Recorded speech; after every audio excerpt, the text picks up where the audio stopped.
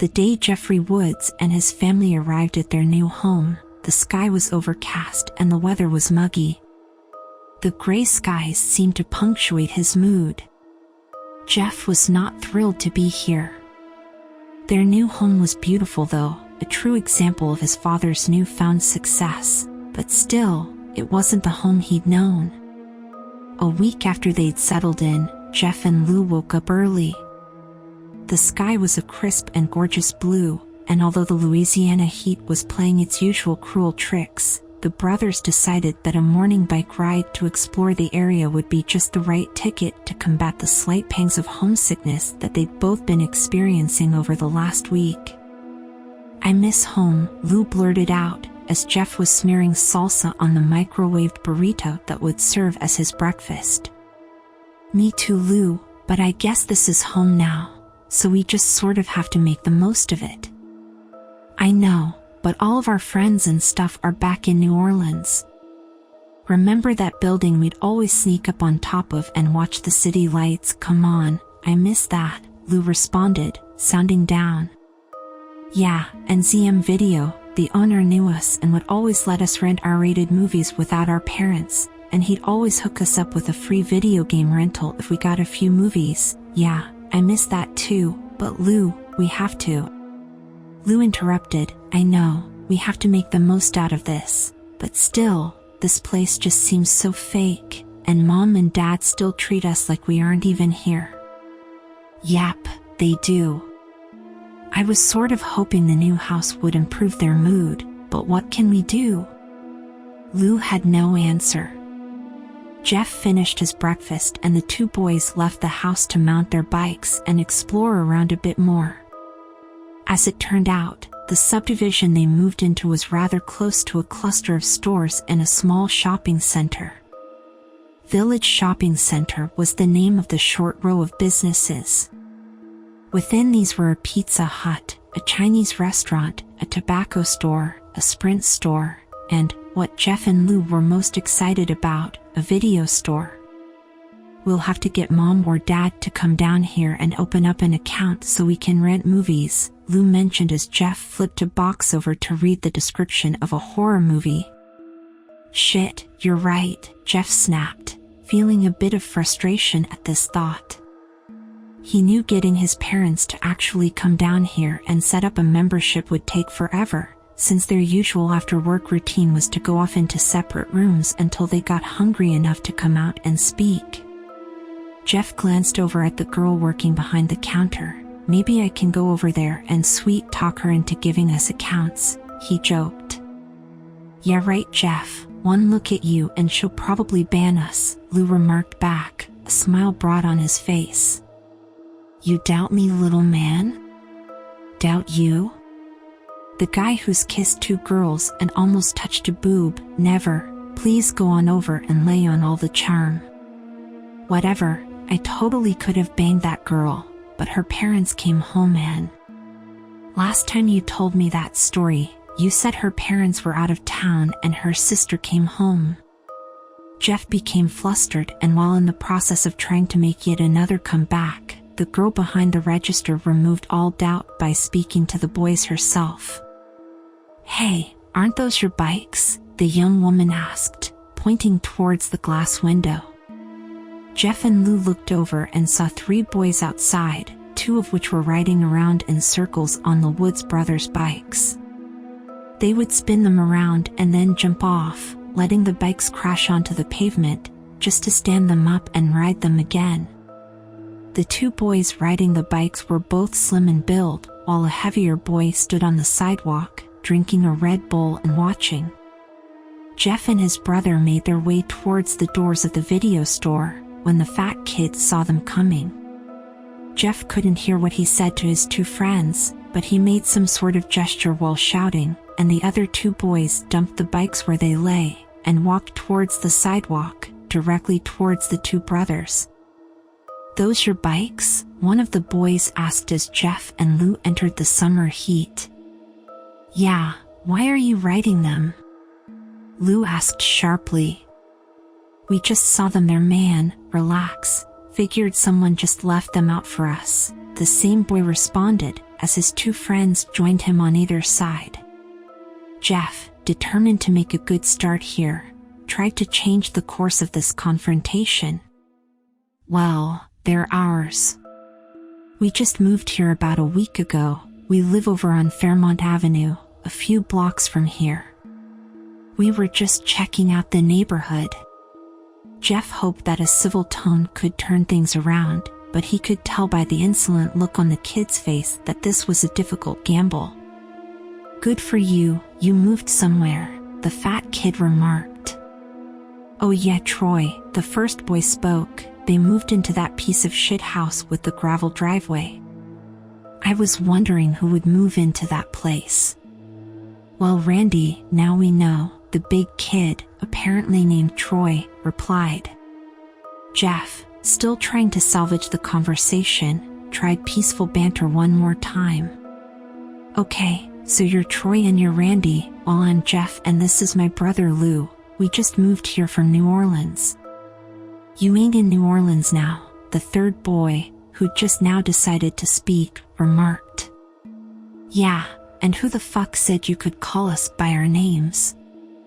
Randy asked, that insolent, privileged smile never leaving his face. Jeff smiled and responded to Randy, "Well, I guess I could have called you a fucking asshole, but I figured I would give you the benefit of the doubt." In that moment, a flare of rage replaced the smirk that had rested on Randy's face throughout this entire exchange. The other two boys, Troy and the still unknown third member of his band, seemed to be momentarily struck silent. Perhaps they weren't used to being stood up to. "Oh, I'm sorry, was that language too adult for you?" Jeff asked. "And you, quiet boy, we know this isn't New Orleans," Jeff stated to the slim kid that had reminded him of his geographical locations, "because if this was New Orleans you three would already have gotten your asses kicked for touching someone else's shit." The slim kid looked back and forth at his two friends, however, Randy, clearly the leader, seemed to know what to say. "Keith, you gonna let this little bitch talk to you like that?" Jeff knew this part. And while he wanted quite badly to sock Randy and his pals around, a real concern suddenly invaded his mind. If he and Lou got into a fight on their first week in this new neighborhood, their parents would freak. He could practically hear it now. And while things had been far from perfect in their home, even after the move, there was a peace that had fallen over the family, and Jeff, fighting his urges, decided to do his best to keep it. Jeff looked over the three, very well-dressed, very privileged-looking suburban kids before them, and dismissed them. "You guys are boring. Come on, Lou, let them continue their play dates without us." Lou laughed at that and followed behind his brother towards the bikes. However, Randy and his little gang of would-be toughs would have none of that. They moved to block Jeff and his brother once again. "Where you going, pussy?" Randy asked, shoving Jeff. Jeff could tell that shove had no real conviction.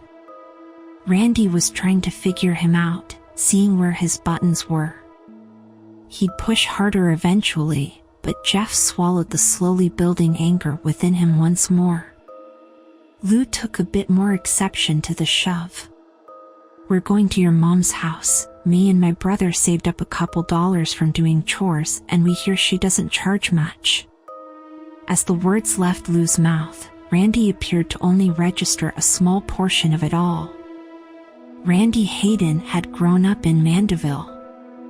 His father was a partner at a local firm that made a lot of money, something else that Jeff would soon come to learn. Randy and his friends, while the same age as Jeff, had grown up in very different circumstances. They were used to being listened to, they were used to being feared. In fact, Randy, the target of the insult, just stood there. It was actually Troy, the fat kid who stepped forward, fist balled, eyes squinted in anger. "Who you talking to?" Troy shouted, and took a wild swing at Lou. Lou, who was both in better shape and had sparred with Jeff a time or two during his time spent boxing, was able to avoid the punch, but just barely. Had that been all, it may have once again ended there. Troy was clearly taken by surprise at Lou's speed, and actually didn't attempt another punch. However, these were bullies, kids that ran in a pack for a reason. The skinny one, Keith, stepped around and threw a punch that connected with the left side of Lou's face. Jeff had seen enough. He'd been shocked at how quickly this evolved into blows, even though he'd expected it from almost the start. When he'd first met Randy and his friends, he'd been curious. From there he'd developed an annoyance with them, and slowly that annoyance had evolved into anger. However, upon seeing Lou punched, seeing the small trickle of blood form on his brother's lower lip, upon seeing the smug look of satisfaction on Keith's face, that anger that Jeff felt suddenly exploded into a rage that he'd never felt before in his life. Jeff Woods did not hesitate.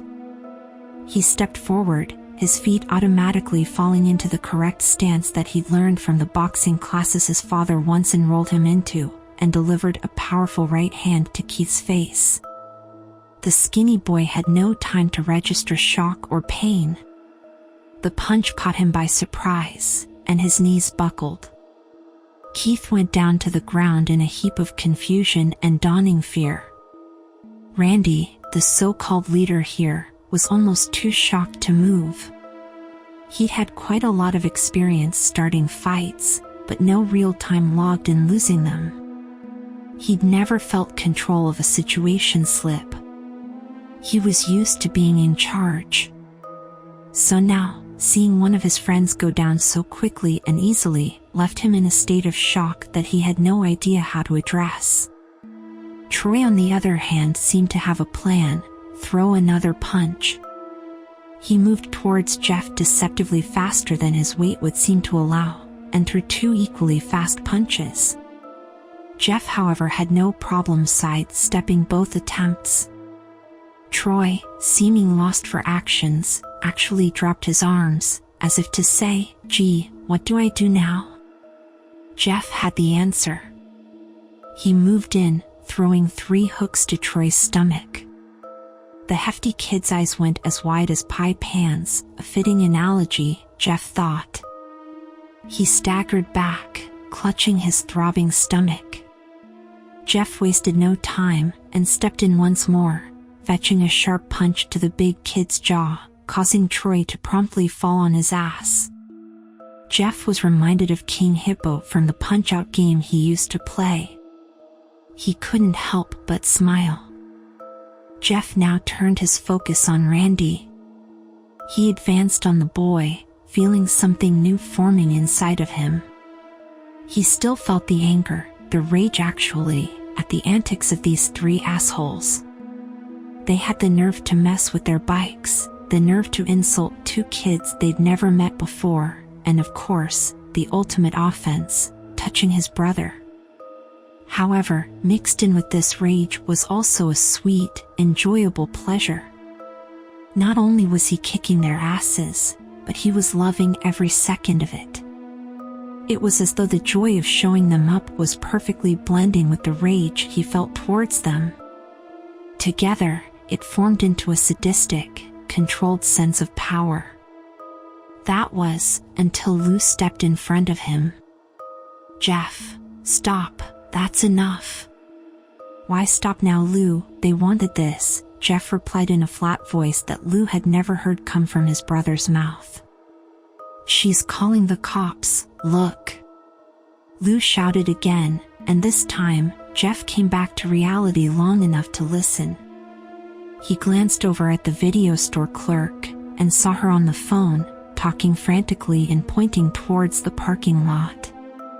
Suddenly, Jeff's strange sadistic haze collapsed, and he regained his former self. "Fuck, let's go," he stated quickly, and he and Lou mounted their bikes and rode towards the parking lot exit. "Yeah, you better fucking run," Randy called behind them. Jeff and Lou paid no mind and pedaled away. A few blocks down the street, they dismounted their bikes and began to walk them together. At first, neither brother spoke, then Lou broke the silence. "Jeff, thank you for standing up for me back there. Thank you." "Yeah, those guys were pieces of shit. They had it coming," Jeff replied, looking down at the street as they walked. What happened? I've never seen you like that before." "Just defending myself, Lou. What was I supposed to do, let them beat you up?" "I bet they go to our school. I bet we'll see them there. And they won't forget this." "Who cares? We didn't ask to move here. We didn't ask for any of this. Mom and Dad just wanted a bigger house in a nicer neighborhood, and we were along for the ride whether we liked it or not. Think I give a shit what these rich asshole kids think of us?" Jeff stated, and went back to looking at his feet. "Think we'll get in trouble?" Lou asked. "For what? Defending ourselves?" "Yeah, I guess you're right. They did start it," Lou answered, and to the brothers, the matter was closed. However, things were far from over. They found that the trouble they believed they'd escaped was in fact waiting for them at their front door. Jeff and Lou saw the police cars well before they arrived at their driveway. 2 cop cars, both parked in front of their house. Both of them felt their stomachs drop, as they well knew why the police were there. The brothers entered the living room to see their parents sitting on the couch, the 2 cops standing up, leaning on the wall, writing in their notebooks. "What did you two do?" Shalia practically screeched as the 2 boys entered the house. Lou, younger and less centered than Jeff, began to fall on the defensive. "Some kids tried to jump us down by that video store. They were messing with our bikes, and when we went outside, they got in our faces." "That's not the way we heard it," Matt Woods interjected, his voice firm and ripe with anger and dissatisfaction. "No, Dad, that's what happened," Jeff began to explain. "We were down at Friendly Video, looking around the store, when these 3 kids started riding around on our bikes. All we did was walk outside, and the kids started talking trash to us, trying to provoke a fight. When we tried to leave, one of them punched Lou. Finally, one of the 2 cops spoke. His name tag read Williamson. "Boys, we have some serious complaints about the 2 of you. From what eyewitnesses at the shopping center say, you 2 started the confrontation with Randy and his friends." Jeff took notice at how familiar the cop's tone was when he said Randy's name. This was a small town after all, and there was a good chance that this cop coached Randy in Little League or drank beers with his dad. Hell, it was even possible that this cop could be an uncle to one of the bullies. "No, sir," Jeff replied, "we didn't start it, they did. We just wanted our bikes, we just wanted to leave. They blocked us." Williamson continued, as though he'd heard nothing Jeff said. "Several witnesses, including the video store clerk, say that you swung first. They say that the boys were riding your bikes, but let me ask you this, did you chain your bikes to anything, or did you just leave them outside the store?" "What's that matter?" Lou demanded. "Well, son, if you just left your bikes lying around in the street, you can't exactly blame Randy and his friends for riding them, now can you?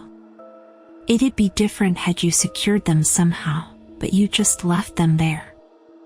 Mom, Dad, you're not buying this crap, are you? You know me and Lou don't start fights, when have we ever? These 3 punks messed with us, and if you can't tell that these cops are taking their sides, then you need to open your eyes." Jeff knew he was skating on thin ice, but that rage, it demanded some sort of satisfaction. "Jeffrey, do not speak about these officers in that tone of voice," and do not speak to us that way either. Now, it's pretty obvious that you two aren't happy here, that you miss your old home, but starting fights in the street isn't going to change anything." Jeff's mother snapped back. "Listen, boys, you're lucky. None of the parents want to press charges. This will be reported as a simple scuffle between teenagers. But be advised, you're both on notice. This is a quiet town, not like New Orleans. We don't tolerate this sort of behavior over here. If you see Randy, Keith, or Troy, I highly suggest you tell them you're sorry. We'll be keeping an eye on both of you, so don't let this happen again. You don't want to have an arrest record, do you?" Jeff felt his anger bubble over, and he could not hold his tongue. "Who is he to you, Officer Williamson? Is Randy your nephew? Is he a friend's son? Or maybe you go over and screw his mom while you're on duty? Which one is it, officer? That's it, both of you go to your rooms." Matt Woods apparently found that he wasn't a mute after all, as he ordered his sons out of the room. Jeff and Lou walked up the stairs, however, they refused to hang their heads in shame or feel any regret. Neither of their parents spoke to them for the rest of that day. Jeff and Lou stayed upstairs, venting their shared frustration to each other. They'd been screwed over, even at their young ages, they knew that. They took some solace in the fact that they at least hadn't been arrested or cited, but still, they saw what was really going on here. "That cop, he was protecting Randy," Jeff whispered to his younger brother. "No shit," his brother replied. "We have to watch ourselves, we have to take care of each other. You saw it down there, even our parents didn't stand up for us." "Yeah, what the hell was up with that?" Lou asked. "Imagine, their fucking image, that's what's up with it. All they care about is fitting in here. They want to make sure they blend in with the rest of the Stepford families. No more fighting. If we see Randy or his two fuckhead friends again, we just walk away, okay?" "But Jeff, you can kick the shit of them, why would we walk away?" Lou asked. "Because I can't kick the shit out of the cops, Lou. I can't kick the shit out of Mom and Dad, and that's what would get us. Fucking Randy and his pals are protected here, you and me, we're not. So, if we see them, just avoid them, okay, please?" Lou nodded. "I feel like a little bitch though. I owe Keith for hitting me." "No you don't, I paid him back for that, and paid his fat friend too. I hope they just leave us alone now," Jeff sighed. Jeff and Lou didn't hear from their parents for the rest of that day. They remained in their rooms late into the night, and finally came down to eat after they were sure their folks had gone to bed. Lou said that he felt relieved about that, but Jeff had a sinking feeling that the worst was yet to come. Jeff was correct. The next morning, when the two brothers came downstairs together to eat breakfast, their parents were already sitting at the dining room table, staring at the boys, approving of nothing they saw. "Sit down," Matt stated flatly. "What's going on?" Lou asked. "Sit down," Matt stated again, anger dancing on the words. The boys complied without further question. Matt Woods began his diatribe, whatever that was yesterday, beating up some kids for touching your bikes, mouthing off at the police, disrespecting both me and your mother, that stops today. "We didn't beat anyone up for touching our bikes," Jeff blurted. "Shut up, Jeff, this is a one-way conversation," his father barked. "That kid, Randy Hayden, his father is a partner at my firm, did you know that? Did you even think about that when you were assaulting him over your godforsaken bike? You just didn't think, did you, Jeff?" Shalia added. How could I have known that? Matt continued, well, I've spent the entire morning talking to his father on the phone. His dad is willing to let it all go, but shit son, I have to deal with that at work now. Do you have any idea how much damage this could have done to me, to our family? Jeff felt that rage coming back, and fought with all his might to keep it stifled. Instead, he once more tried to appeal to the two adults' parental side. Mom, look at Lou's face. They split his lip. Can't you see, it's still swollen? Lou turned his head to better showcase the injury. My God, Jeff, so some kid played a little rough with your brother. Is that any reason to fight them? I wanted to make friends with some of the other families in this neighborhood, but thanks to you, I just don't know. No sooner could Jeff or his brother construct a proper defense than their father began speaking again. So, your mother and I have talked this through. Since there are only a couple weeks of summer vacation left, we've decided that Lou should spend the rest of the season at Aunt Marcy's place. We've already spoken to her, and she is willing to let him come out there and stay. Both Jeff and Lou were floored by this decision. Both boys began to protest at the same time, but they saw the look on their parents' faces. The decision was made. Why can't we both just go then? Jeff asked, a last-ditch effort to at least get away from his parents. Marcy doesn't want both of you there. She says you two are too rambunctious, and frankly we agree, Shalia answered. And so it was. Lou was shuttled off to his aunt's place in Abita Springs, Louisiana, a place even smaller and duller than Mandeville, if one can believe that. Jeff watched his brother leave, and then walked back to his bedroom. He felt that rage, however, it began to feel almost pleasant to him. He couldn't explain it. He was furious at this turn of events. His parents had turned their backs on their own children. However, through it all, these new feelings he was experiencing weren't all terrible. This anger, for example, he could almost taste it. It felt like thick, sweet syrup, stirring around in him. Of course, he knew the extra ingredient that would complete the flavor. That satisfying joy he'd felt when he had Randy and his friends on the ropes the day prior, that mixed perfectly with the anger to create some intoxicating product that Jeff almost craved now. He fell asleep lying on his bed thinking about that syrup, that thick, viscous that seemed to work its way into the very fabric of his soul. He wanted it, yet he knew that it was destructive, and that nothing good could come from sampling it again.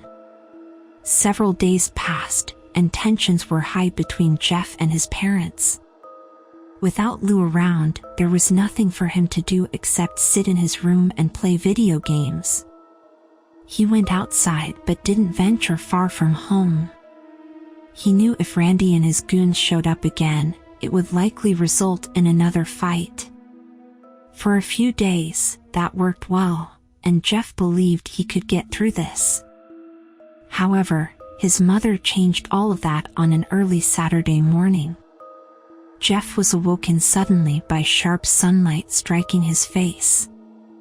He heard his mother humming, something that she rarely did. Even in his half-sleeping state, he knew that humming was forced. She was doing it to wake him up, and figured the added sunlight would get things there even faster. When she noticed Jeff's eyes cracking open, she sauntered over to his bed, and began speaking in a tone that simply used false joviality. At first Jeff had refused. Could his mother be serious? Did she really expect him to go over and make friends with Randy? He was still in bed when his mother stopped her incessant humming long enough to tell him to get up and get dressed. Once he learned why, he told her no way in hell. However, his mother was a shrewd manipulator, and she'd know exactly what would get the job done. She promised Jeff that if he did this for her, went over and made it work with Randy, that Lou could come home the next day. She'd sandbagged Jeff right into the corner with that one. He'd no choice but to agree. A short time later, Jeff and his mother were pulling into Randy's driveway. Randy's mother answered the door. "Hi, you must be Jeff," she greeted. Jeff smiled wanly and confirmed that was in fact who he was. "Hello, I'm Shalia Woods, nice to finally meet you in person," Jeff's mother announced, barging past her son and extending a hand to Randy's mother. "Shalia, so pleased to meet you, I'm Bridget Hayden. Sorry to hear that our boys had a little mishap the other day. You know how it is though with teenagers, hormones going crazy and all.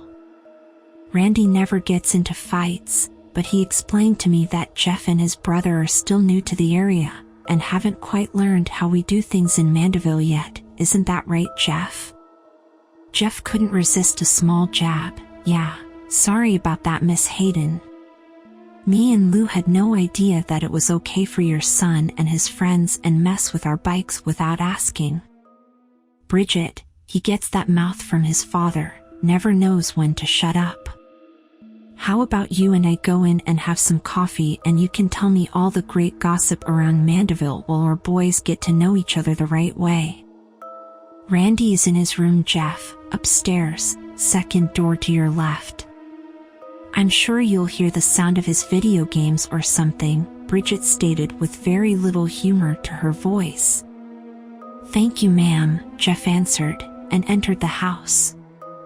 Jeff knocked and heard Randy answer with, "Come in." "Hey, so, I guess you heard, our parents want us to hang out, get to know each other," Jeff stated with little conviction.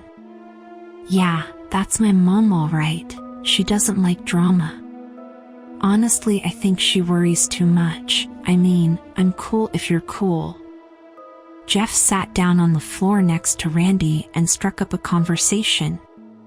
"So, turns out your dad is my dad's boss. He freaked out about the fight in the parking lot. He was actually worried that he'd get fired or something. My dad is like everyone's boss. I fucking hate it. I think half the kids at my school talk to me because their parents are somehow connected to my dad's firm." "Why do you hate it?" Jeff asked. "Because it's fake. This whole damn town is fake. You'll figure it out as you go, but trust me, everyone who lives here is just trying to pretend there's something else. My parents make me do all this shit, all the trophies and stuff, just so they can brag, that's it." Jeff smiled. "I know how you feel. My dad had me in boxing class a year ago, because some coworker of his had a brother that worked at the place or something. As soon as that guy quit though, I was out of that gym the next week." "I wish it was that easy," Randy responded. "I hate playing baseball, but my dad will sure have me out there again next summer, and the summer afterwards.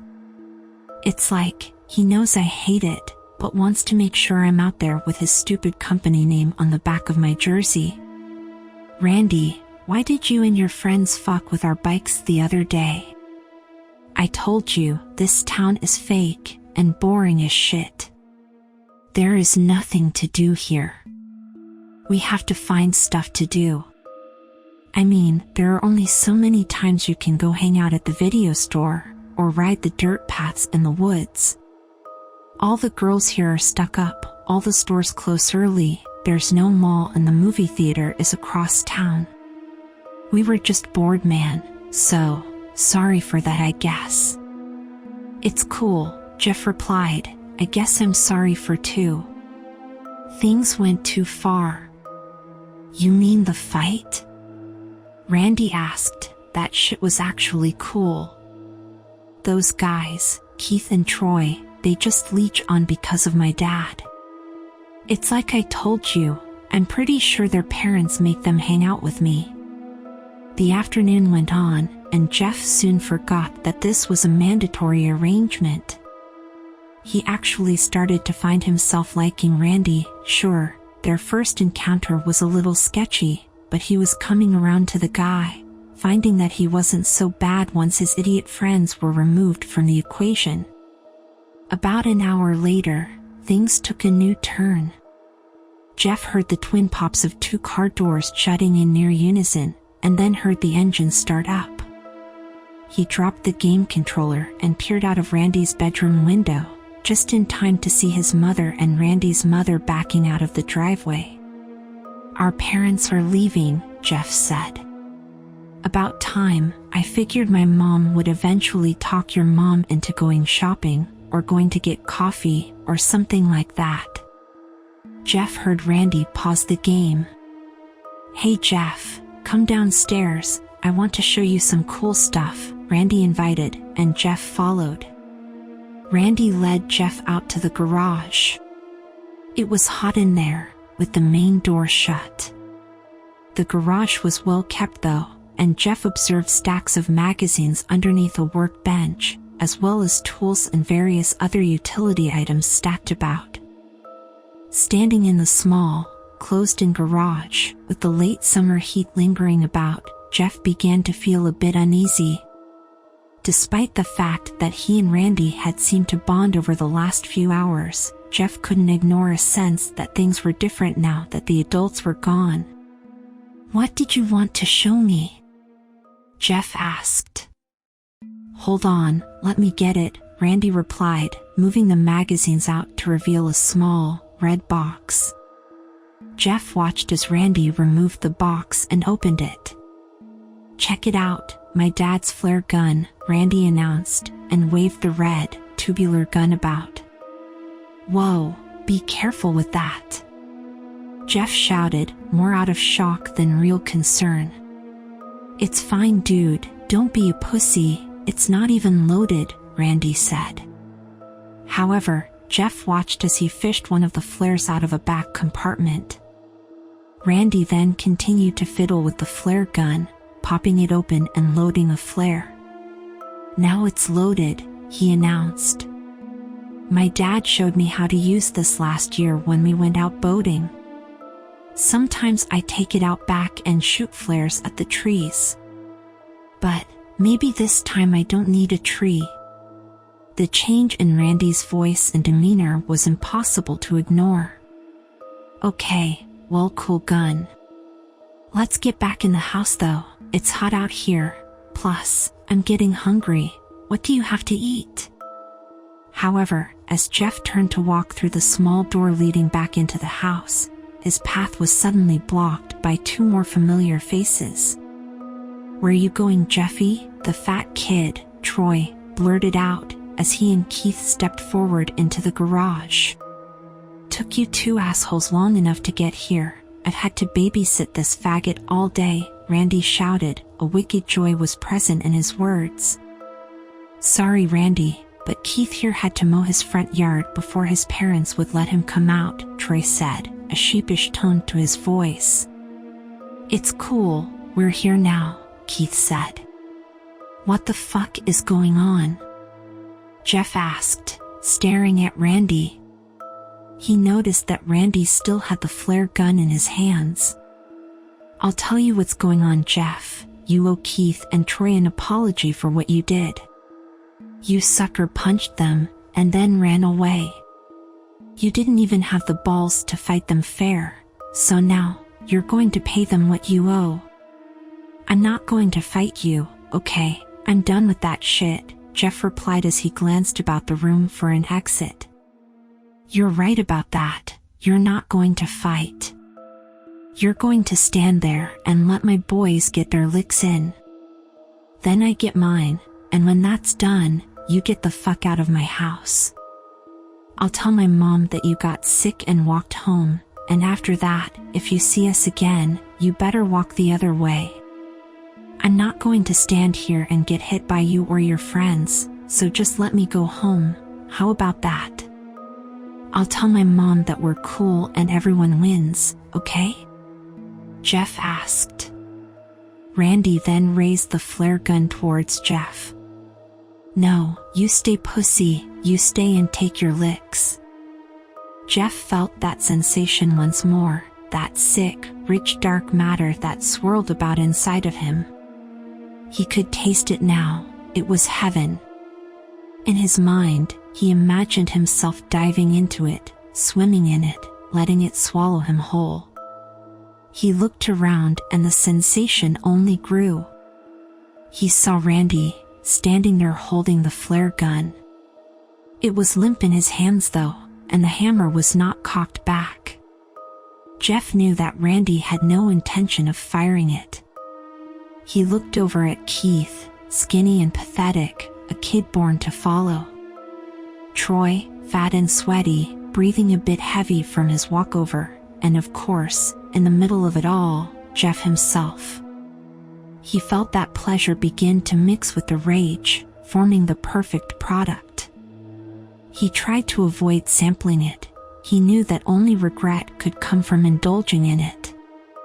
However, when it was placed so close, when the aroma and the promise of that sweet savory flavor was only inches away, Jeff found that he could no more to stand against it than a ship in the ocean could stand against a typhoon. Jeff began to smile. "Why are you smiling at me? You queer for me or something?" Randy asked, a slight nervous tinge in his voice. "Am I smiling, Randy?" "I guess it's because I'm just having so much fun," Jeff announced, and suddenly lunged towards the unprepared kid holding the flare gun. Jeff struck Randy once in the nose. Randy's arms dropped, yet he kept hold of the flare gun. Jeff, without even needing to look, realized that Troy and Keith had actually taken a step back, instead of advancing as they should have. Jeff delivered another strong blow to Randy's jaw, causing the boy to drop to the floor. Jeff now turned his attention to Troy and Keith, the two tough kids that had yet to actually make so much as a move in his direction. Troy actually backed up a step and stumbled over the stack of magazines that Randy had moved earlier. Jeff took this opportunity and stepped forward, once again introducing Troy's round belly to his fist. Troy tried to stay on his feet, but Jeff's punches, combined with the stumble over the magazines, caused Troy to fall back, landing hard and striking his head on the concrete slab that was the garage's floor. Keith was actually trying to back away. However, Jeff was currently standing between him and the only exit to the garage, since the carport door was closed. Jeff took 2 quick steps towards the skinny kid, and felt the most intense joy at seeing Keith stagger backwards, knocking his back into the wall. That perfect blend of pleasure, control and rage had come together. Jeff felt as though he was floating above the world. Somewhere in his mind, he knew there would be hell to pay for this, but at that exact moment in time, he couldn't care less. He didn't care about Lou, he didn't care about being arrested, and he didn't care if his dad got fired.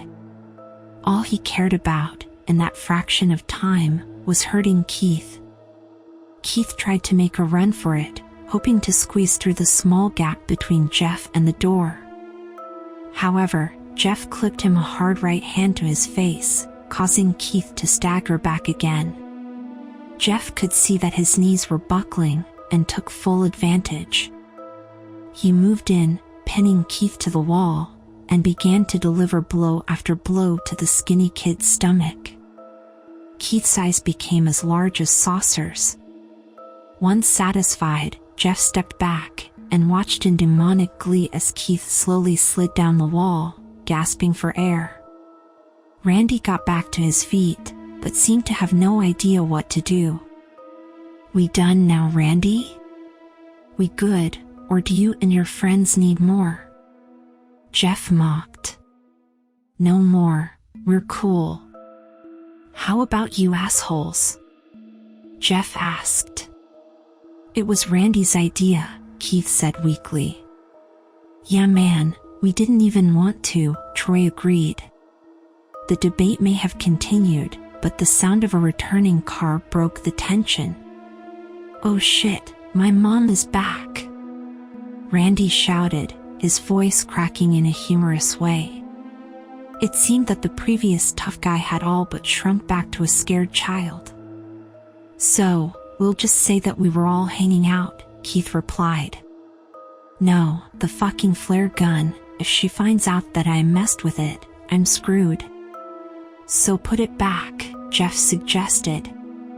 That sensation of rage was fading again, and he felt control returning. "Yeah, grab the magazines, please," Randy begged. Jeff found that he rather liked that tone, that begging, whipped dog mentality. Jeff was paying no attention to Randy. He was down on the floor calmly gathering the magazines. He didn't really care if Randy got in trouble or not. However, if his mother returned and found trouble, he feared that Lou may not be able to return home as promised. Everything else happened in a flash, both literally and figuratively. Randy, now in a panic over the trouble he'd be in if he was caught playing with the flare gun, had begun to sweat. As his hands frantically clawed over the gun, his thumbs pushed the hammer back, unintentionally. He didn't even notice that the gun was cocked. He was turning it over in his hands, trying to quickly disarm it. He then heard the sound of keys in the front door. He knew that he had only seconds now to hide it. Everything else happened in slow motion. The gun slipped from Randy's sweaty hands as he'd attempted to rotate it once more. He saw it fall to the floor, seeming to float to the ground rather than fall. Jeff, busy stacking the magazines, had only enough time to register Randy's shocked gasp. He turned to look in the boy's direction, just in time to see the bright red flare gun hit the floor. The gun discharged, launching a speeding ball of fire directly into Jeff's face. Jeff felt the hot flash of heat and pain tear across the left side of his face. After the initial registry of agony, there was no more thinking. Jeff began to scream, clutching the left side of his face and rolling around on the floor. For a while he forgot everything, as he was plunged into that dark, rich syrup once more, the rage almost serving to dull the pain. When he finally did come to a stable level of alertness, he realized he was in a hospital room. Half of his face was bandaged, he knew that much. He wanted to open his eyes and speak, let his family know he was awake, but the drug still had a firm hold. He was awake, but not quite yet functioning. He could hear several familiar voices though. "Is he going to be okay, doctor?" Jeff's mother asked. "Oh yes, ma'am, your son will be fine. However, he will have a lengthy road to recovery, and will need your support." The flare struck his face and caused third-degree burns on his left side. "How bad is the eye?" Jeff's father asked. "Hard to say at this point. He'll need to see an optometrist for further review, but the damage appears quite severe." "And his face?" "What about his face?" Jeff's mother asked, sounding deeply concerned. "Well, we were able to clean and treat the injury in time, so you've no concern for infection or anything of that matter. We'll want him on antibiotics for a while, and he'll need to have the wound cleaned and dressed on a regular basis, but all in all, your son got very lucky. The damage could have been more severe." "Doctor," his mother began again, "what if there is permanent damage? What do we do about that?" "As I said, an optometrist will have to examine the eye." Shalia Woods interrupted the doctor, sounding more agitated than before. "You're not listening, not the eye, his face." "What do we do to correct his face?" she demanded. "Well, ma'am, we have treated his face. Like I said, there shouldn't be a risk of infection so long as you—" She cut him off again, "Not the infection, his appearance?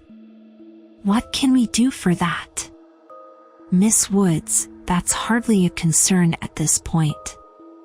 Once he's healed and back on his feet, you can possibly explore plastic surgery to repair some of the damage, but honestly, right now, we can't waste concern on how he looks. What is important is that your son is healthy. He can expect to be back home in a few days, maybe sooner. Jeff's dad spoke again. Okay, thank you, doctor. Can we have some time alone, please? My wife and I need to speak. Certainly, the doctor replied. Lou, why don't you go down to the hospital cafeteria and get yourself a snack? Matt Woods suggested. But I want to be here in case Jeff wakes up, Lou replied. Lou, they told us that Jeff is heavily medicated. They don't expect him to wake up anytime tonight. So, just go, and if he does come around, we'll have you paged, Matt replied. Jeff heard the door open and close as Lou exited. His parents both let out a long shaky sigh, but Jeff was starting to believe it was not a sigh of relief, but rather one of stress. We're going to have to homeschool him now, Matt. That's just what it's going to be. We're going to have to keep him home. He heard his mother rant, her voice sounding frantic. What? I mean, you probably won't be able to start school right on time, but I doubt he'll miss a whole year, his father responded, trying to maintain a calmer voice. I'm not talking about that, Matt. I'm not worried about him missing a week or two of school. I mean his face, Matt. You heard what the doctor said. His face is going to be disfigured. Shalia argued back. We don't even know the full extent of the damage yet, Shalia. It could be minor. It could possibly heal. And you heard what he said. Plastic surgery could be an option in time. In time? What kind of time? A year, 2 years, and what about in the meantime? People are going to see him and they're going to talk. Is that what you want? He's going to be a pariah. You think anyone is going to want to have him around their kids? Jeff was hearing all of this, just letting it soak in, slowly. As his mind absorbed the words, he felt that rage return. Sick, rich, dark, that syrup of raw, primal emotion. He wanted to scream at his mother, to tell her to shut up, that he was the one lying here, half his face burned, blind in one eye, all thanks to her forcing him to go over to Randy's house. He wanted to ask her why she left, why she went off to go shopping or have her nails done or whatever it was that she did. He wanted to know why she'd leave him alone with a kid who just days before tried to jump him and his brother. He wanted to know how she could care more about his appearance than the fact that he was lying in the hospital. However, there was still so much more that he wanted to know as well. He wanted to know how much more his mother hated him, how much more she saw him now as how did she put it, a pariah. He wanted to continue to swim in the thick pool of dark hatred that was starting to form from the rage and anger. That was a new one now. Before it was anger, then it was anger mixed with pleasure. But now it was anger mixed with hatred. And while he certainly longed to be free of it, while he most certainly preferred the false sense of love and concern he believed he'd heard from her before, he also wanted to test it out a bit more. He also began to wonder, how well would this new recipe blend with pleasure? How would it feel? Matt Woods began to speak again. I just can't believe he shot himself in the face with a flare gun. I always thought Jeff was more responsible than that. Don't even get me started on that, Shalia replied. I couldn't believe it when Randy and his friends explained to the medics and police how it all happened. Randy was just trying to show Jeff around his house, and wanted to show him the collection of magazines his dad kept in the garage. You know, boys, he was probably hoping that a couple of Playboys would be in there or something. Then he said Jeff found the box containing the flare gun and just wouldn't stop playing around with it.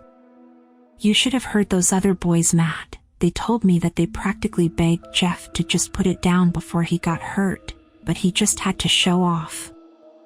I just don't know where we went wrong, Matt. I thought us moving out here to a nice quiet neighborhood would make everyone happy. Jeff though, he just wants to fight us on everything. And while all that came together in Jeff's mind, he continued to swim in that black ichor of hatred and rage. The morphine drip added a nice touch of euphoria. Jeff could almost see himself plunging into the syrupy waters of hatred and emerging changed. Each dip brought him so much twisted pleasure. And that was when he finally understood. He could sample the pleasure now. Not because he was enjoying what was happening, but because he knew he could enjoy what was to come. Just as the doctor had predicted, Jeff was scheduled to go home a few days later. During his time at the hospital, he never asked to see his face. It wasn't until the last day that he finally asked for a mirror. The nurse had come in to change his bandages, as was the routine. She was a pleasant woman. She spoke to him, asked him how he was doing. He enjoyed her visits. So, on the final day, when she arrived to clean and dress his face, he asked to see himself. "Are you sure, sweetheart? Would you like me to call in your parents first?" she asked. "No thank you," Jeff replied. "I think I want to see it for myself first, without them standing over me." "I understand," she replied honestly, without a hint of pretension. Once the bandages were off, she handed him a small hand mirror. "Would you like me to step out of the room?" she asked. Jeff ignored her and looked at himself, taking stock of the damage. Sure enough, his face was a mess. The entire left side at least. The flare struck him traveling upwards, and burned a scar into his left cheek that extended to his eye. At first glance, it almost looked like he was smiling on that side. The scar was still bright red, and burned tissue spread out on either side. Once it arrived at his eye, the news did not get any better. His eye was white, just a lifeless bulb plugged into his face. He closed his right eye, and found that he could see nothing from his left eye at all. The scar continued up the left side of his forehead. The damage was less severe there, however. The hair on the left side of his head was burned off, leaving a few strands to stick up here and there. "Sorry, sweetie, but I have to put clean bandages on," she told him. Jeff smiled. "It's okay, there will be plenty of time for me to admire myself later." There was no joy from his parents on the ride home, or upon arrival. They spoke very little, and there was a tension in the car that simply wouldn't fade out. As for Lou, he was thrilled that his brother was okay, but he didn't know what to say concerning the damage to his face. So, after asking a few questions about the accident and the recovery, he fell silent as well. They walked into their home at dusk and Lou asked about dinner. He suggested they let Jeff pick a place to celebrate his return home. "Just go to sleep, both of you boys, go to sleep," Shalia remarked. She and her husband both retreated to their bedrooms as well, to argue or feel sorry for themselves. Who knew? Jeff and Lou didn't speak much that night. Jeff spent most of the evening staring at himself in the mirror. He kept pulling back the bandages and looking at the scars. Lou wanted to see them too, but felt that it might be imprudent to ask.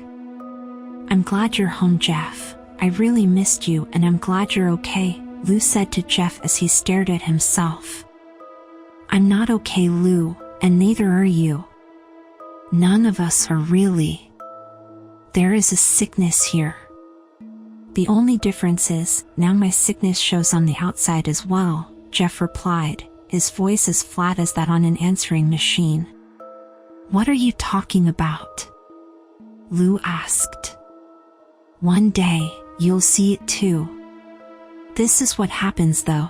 This is what happens when it all falls down, Jeff said, still peeking behind his bandages. Jeff, I don't know what you're trying to say, Lou responded. Jeff didn't reply though, and after several moments, Lou left him alone. Lou went down to his parents' bedroom and knocked on the door. What is it? The voice of his mother asked. Mom, I think Jeff is acting weird. You may want to come talk to him. Go away, Lou. Leave your mother alone, his father's voice answered. Lou, being young, had no other ideas, so he returned to his own bedroom. He didn't know that those would be the last words he'd ever hear his parents speak to him. That night, Shalia and Matt Woods awoke together. Both being light sleepers, it took little to bring them out of slumber. The sudden removal of their blanket, as it was snatched from the bed, did the trick just fine. They awoke to see a small light coming from the half-bath that was situated in their master bedroom. The door was cracked only slightly, and the light source was weak. They could make out a human shape, standing over their bed though. What is going on? Shalia grumbled. As their vision came into focus, they realized their son was standing before them. Matt reached over and flipped on the lamp next to their bed. Jeff was standing there, his bandages off, his disfigured face beaming down on them, with a long kitchen knife clutched in his right hand. What are you doing, son? Matt asked, his mind still trying to shake out the cobwebs of sleep. He's got a knife.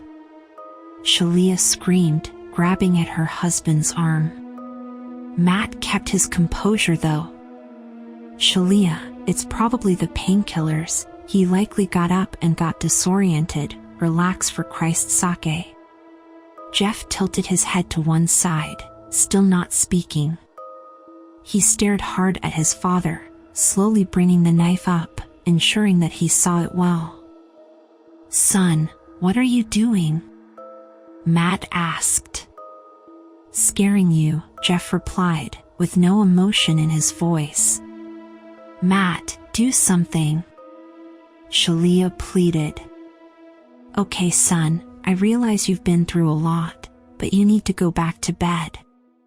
I'm going to call the doctor in the morning and...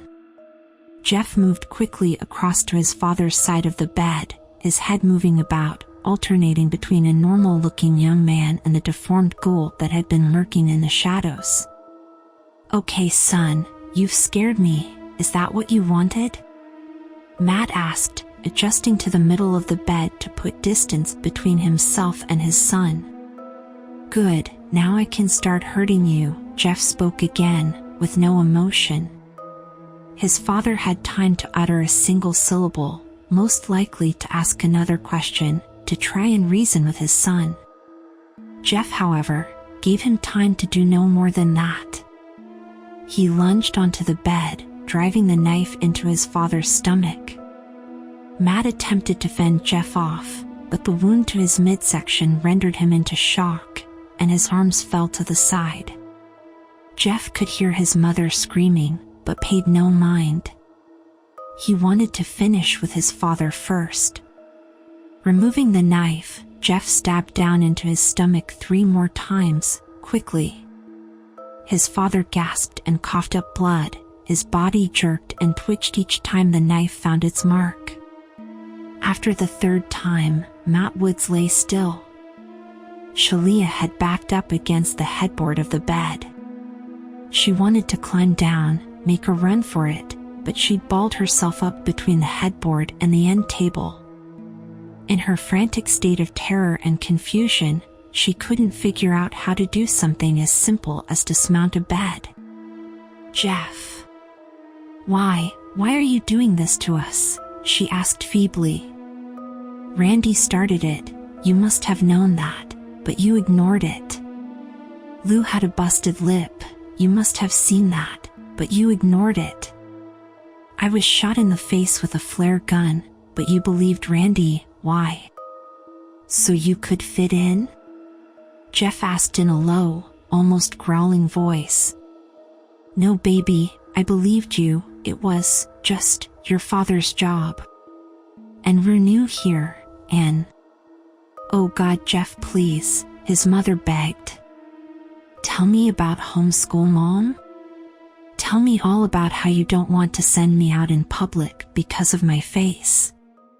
Tell me how none of the other kids will want to be my friend, and how none of their parents will want to be yours.